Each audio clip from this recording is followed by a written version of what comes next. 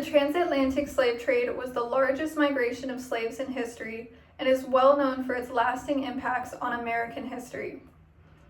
The Atlantic economy developed around the exploitation and financial incentives of slavery, and the slave trade could be seen as the heart of the Atlantic economy due to how it developed around it. Oftentimes, slavery was used as a source of labor to harvest crops such as sugar and tobacco, which were very profitable at the time. Europeans benefited significantly from this exchange, as merchants profited off of the buying and selling of slaves. The transportation of African slaves to the Americas was also used as a source of labor in other ways.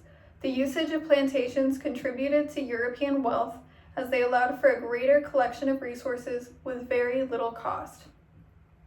However, there were severe negative impacts on the African economy as well as its population.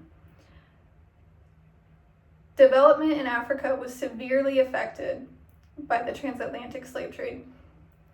The transatlantic slave trade and the Columbian Exchange both benefited Europeans at the expense of Africans and Native Americans.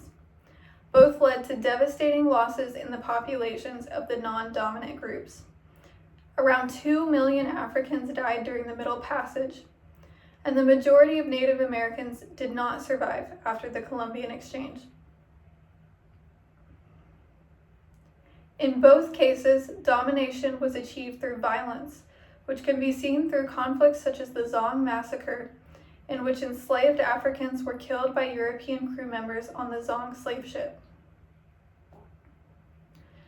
The transatlantic slave trade aligns with the conquest of the Americas as there is a similar disregard for the lives of the oppressed class.